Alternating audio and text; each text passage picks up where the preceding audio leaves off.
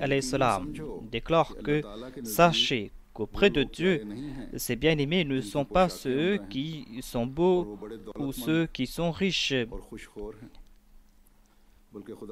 Auprès de Dieu, ses bien-aimés sont ceux qui accordent prééminence à leur foi sur toute autre chose, ceux qui se consacrent entièrement à Dieu. Donc tournez-vous dans cette direction. Ensuite, il déclare, il est dit,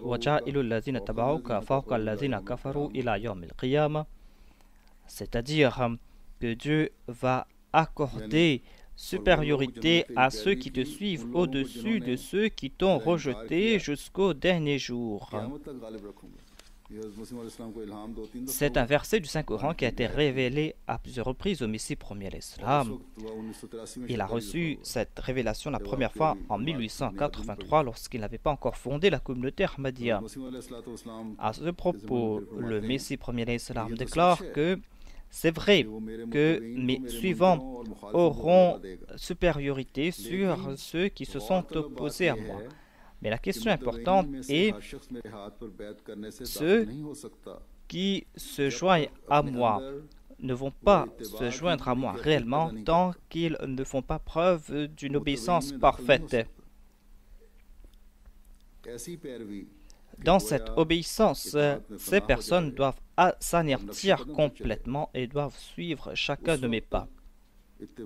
S'il n'en est pas ainsi, ils ne vont pas faire preuve d'obéissance. Le Messie premier salam déclare que Dieu a décrété une telle jamaat pour moi, une jamaat qui va m'obéir au doigt et à l'œil.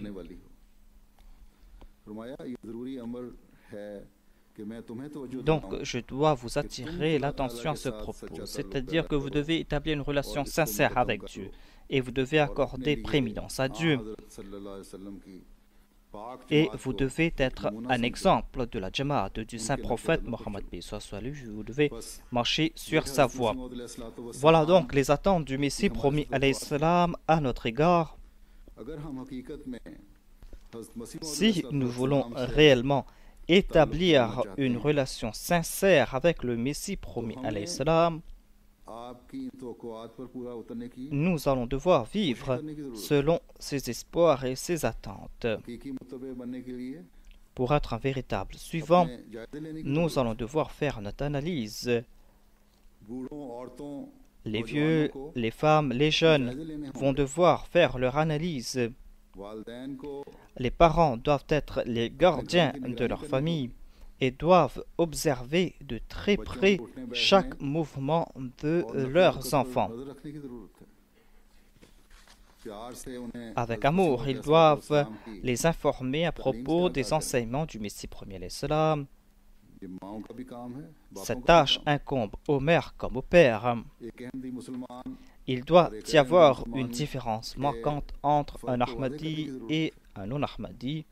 Tout comme je l'ai dit auparavant, le Messie premier l'Islam a déclaré qu'il doit y avoir une différence manquante entre nous et les autres.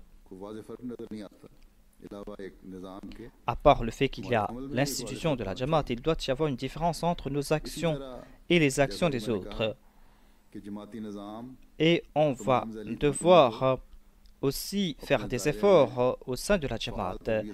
Toutes ces organisations auxiliaires doivent être actifs dans le domaine de l'entraînement moral et spirituel.